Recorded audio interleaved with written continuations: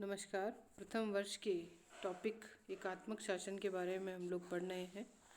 एकात्मक शासन में जो सबसे पहली बात हम इसके अर्थ के बारे में जानेंगे तो एकात्मक शासन वह होता है जिसके अंतर्गत संविधान के द्वारा शासन की संपूर्ण शक्ति केंद्रीय सरकार में ही निहित कर दी जाती है, यानी सारी शक्तियाँ केंद्रीय सरकार के पास ही होती हैं और स्थानीय सरकारों का अस्तित्व शक्तियाँ केंद्रीय सरकार की इच्छा पर ही निर्भर करती है। विभिन्न विद्वानों ने इसकी अलग अलग परिभाषाएं दी हैं, जैसे कि इसमें मैं आपको बता रही हूँ कि सारे देश में एक कार्यपालिका, एक विधायिका और एक न्यायपालिका ही होती है। यद्यपि उनको केंद्रीय सरकार द्वारा कोई महत्वपूर्ण शक्ति नहीं दी जाती है। यदि कोई शक्ति दे दी जाती है तो वे केंद्रीय सरकार के नियंत्रण में ही कार्य करती हैं। उन्हें उन शक्तियों का स्वतंत्र प्रयोग करने की छूट नहीं होती है, यानी शासन की सारी शक्तियाँ केंद्रीय सरकार के पास ही रहती हैं और वहीं केंद्रित रहती हैं। तो ऐसा शासन जिसमें सारी शक्तियाँ केंद्र सरकार में निहित होती हैं वो एकात्मक शासन कहलाता है। केंद्रीय सरकार जो है वो बहुत सी महत्वपूर्ण शक्तियाँ अपने पास ही रखती है और उनका उपयोग भी करती है। फिर हम आते हैं इसकी परिभाषाओं पर। तो एकात्मक शासन की परिभाषा में सबसे पहले मैं विलोबी की परिभाषा ले रही हूँ। विलोबी कहते हैं एकात्मक सरकार में प्रथम बार तो सारी शक्तियाँ केंद्रीय सरकार को दे दी जाती हैं और वह सरकार जिस प्रकार से उचित समझे इन शक्तियों का विभाजन स्वतंत्र रूप से प्रादेशिक सरकारों में भी कर सकती है। यानी एकात्मक सरकार में पहली बार तो सारी शक्तियाँ केंद्र सरकार के पास होती हैं, पर अगर सरकार को ऐसा लगता है तो वह अपनी कुछ शक्तियाँ स्वतंत्र रूप से प्रादेशिक सरकारों को दे सकती है। तो यानी एक सरकार केंद्र की होगी और एक सरकार प्रादेशिक स्तर पर होगी। डायसे के अनुसार एक केंद्रीय शक्ति के द्वारा शासन की सर्वोच्च शक्ति का प्रयोग किया जाना ही एकात्मक शासन है। केंद्रीय शक्ति के द्वारा शासन की सर्वोच्च शक्ति का प्रयोग किया जाना ही एकात्मक शासन है।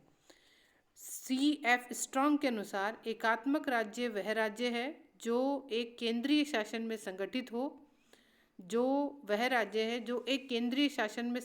हो, अर्थात केंद्रीय सरकार के प्रबंध में बनाए गए विभिन्न जिलों की शक्तियों को केंद्रीय सरकार की इच्छानुसार संगठित व संचालित करे और केंद्रीय शक्ति संपूर्ण क्षेत्रों में अपने प्रदेशों को विशेषाधिकार देने वाले किसी भी कानून से सीमित न होकर सर्वोच्च रहे। ये यहाँ कहना चाहते हैं कि एकात्मक राज्य वह राज्य है जो एक केंद्रीय शासन में संगठित हो, अर्थात केंद्रीय सरकार के प्रबंध में बनाए गए विभिन्न जिलों की संपूर्ण शक्तियाँ केंद्र सरकार की इच्छानुसार ही कार्य करें।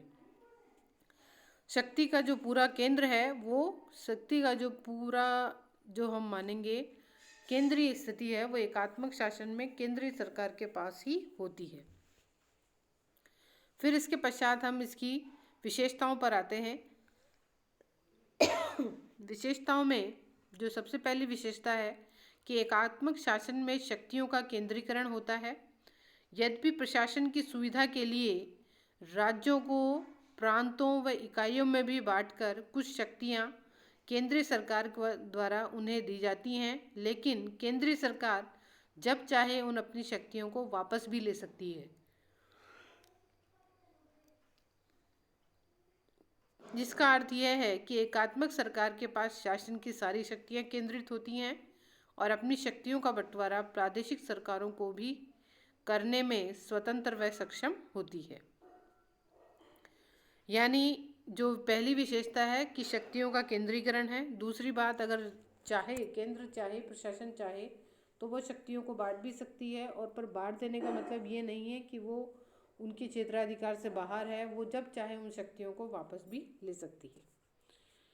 फिर है एकात्मक शासन में प्रभुसत्तात्मक शक्तियाँ केंद्रीय सरकार के पास ही रहती हैं। इनमें इकाइयों को प्रभुसत्तात्मक शक्तियाँ नहीं दी जाती हैं। इसीलिए ये कहा जाता है कि भारत में जो संघ है या भारत में जो भी संघात्मक शासन है वो अर्ध संघ है, क्योंकि हमारे यहाँ जो सारी शक्तियाँ हैं वो केंद्र सरकार में निहित हैं और इकाइयों को जो शक्तियाँ दी गई हैं तो वो प्रभुसत्ता जो है वो उनकी नहीं है। मतलब अल्टीमेटली हमारे देश के संविधान का रुझान एकात्मक शासन की तरफ ही है। देखें, हम देखने में ऐसा लगता है कि राज्य सरकारें स्वतंत्र हैं, पर वास्तव में राज्य सरकारें स्वतंत्र नहीं हैं।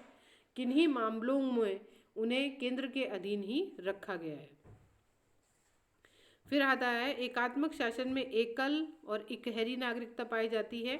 इसमें केंद्र और प्रांतों के लिए अलग अलग या दोहरी नागरिकता का प्रावधान नहीं होता है। एक ही नागरिकता होगी, केंद्र और प्रांतों के लिए अलग अलग दोहरी नागरिकता नहीं होती है।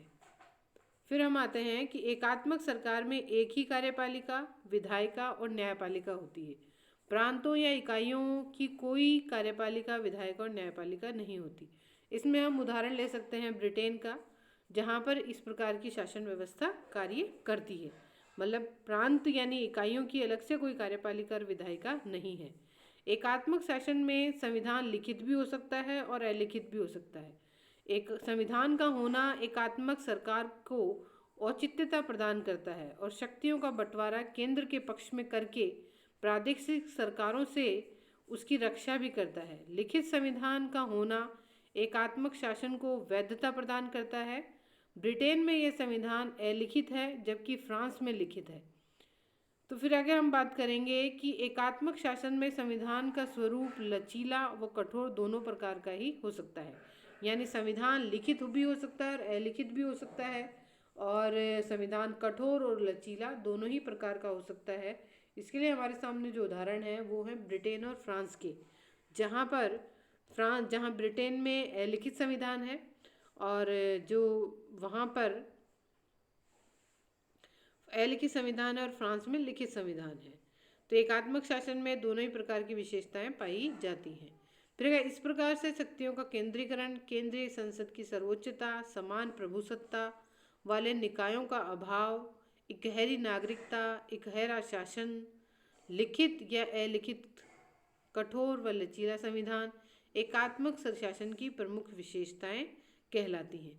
तो अगर हम विशेषताओं पर नज़र डालें तो संघात्मक शासन से विपरीत इसकी कुछ विशेषताएं हैं जो हमें एकात्मक शासन में देखने को मिलती हैं। शक्तियों का केंद्रीकरण है, लिखित और अलिखित संविधान दोनों ही प्रकार का हो सकता है। संविधान कठोर और लचीला भी हो सकता है, और केंद्रीय संसद की सर्वोच्चता होगी, और समान प्रभुसत्ता वाले निकायों का यहाँ अभाव पाया जाता है। नागरिकता भी यहाँ इकहरी नागरिकता है। तो इस प्रकार से एकात्मक शासन में शक्ति का जो केंद्रीय स्थल है वो है केंद्र, यानी केंद्र की जो सरकार है वह शक्ति का केंद्र है। चलिए, इसके साथ ही हम एकात्मक शासन की विशेषताओं पर एक बार दोबारा नज़र डाल देते हैं, जिसमें सबसे पहली इकहरी नागरिकता है। फिर है एकात्मक शासन में शक्ति का जो केंद्र है वो एक ही जगह है, शक्तियों को किसी प्रकार से बांटा नहीं गया है। बांटना भी है तो वो केंद्र ही निर्धारित करना है कि क्या बांटना है, कैसे बांटना है।